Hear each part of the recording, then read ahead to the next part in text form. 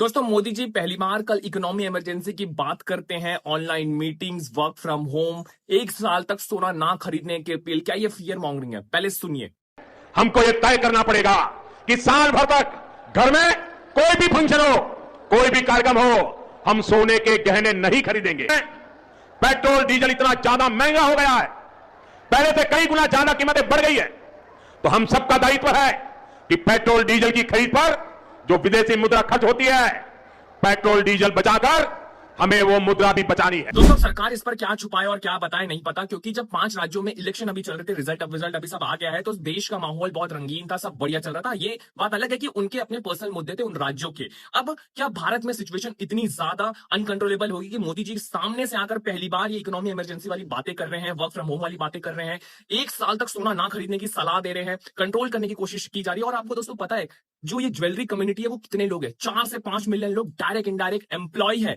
Packaging हो गया, logistic हो गया, रिटेलर हो गया, स्मॉल ट्रेडर हो गया, ये सारे लोग को मिला के अगर मैं लाइवलीहुड की बात करूं तो करीबन 2 करोड़ लोग हैं। और इस पर इनका ये लोग प्रभावित हो सकते हैं इस मैसेजिंग के बाद। फिर फर्टिलाइजर्स आते हैं, खाने के ऑयल पर नियंत्रण रखने की बातें कही गई है।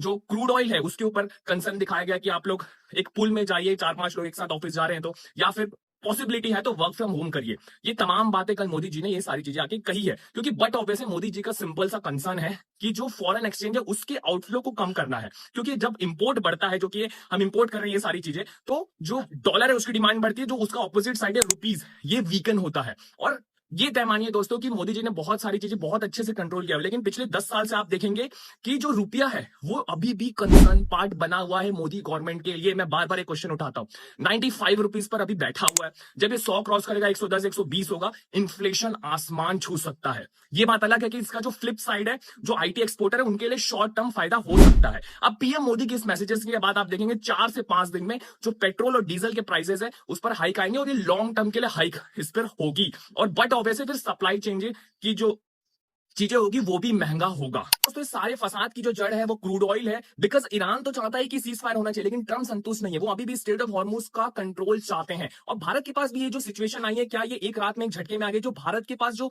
रिजर्व था, फर्टिलाइजर का रिजर्व था, क्रूड ऑयल का रिजर्व था 70 दिन का, ये सारी चीजें खत्म हो गई है। इस पर भी क्लैरिटी देना चाहिए। बिकॉज आप देखेंगे कि लास्ट टाइम भी ऐसा पैनिक सिचुएशन हुआ था, फियर मॉन्गरिंग हो गई थी, गैस में ऑर्डर्स आ रहे थे, पेट्रोल पंप पर भीड़ आ गई थी। दूसरी तरफ दोस्तों कल की मैसेजिंग से एक इशारा मुझे और दिखता है कि जो सब्सिडी वाला गैस फर्टिलाइजर मिल रहा था, क्या उसकी भी अब कीमतें बढ़ने वाली है? बिकॉज कमर्शियल गैसेस के तो ऑलरेडी रेट आसमान छू रहे हैं, और अब सरकार अब लोगों को तैयार कर रही है महंगाई, आने वाली महंगाई के लिए उन्होंने अपना काम तो शुरू कर दिया। आप देखेंगे कि आने वाले दिन में महंगाई, इन्फ्लेशन बढ़ेगी, और जो पूरा दुनिया झेल रहा है, अब भारत के आदमी को भी इसके अंदर आना पड़ेगा।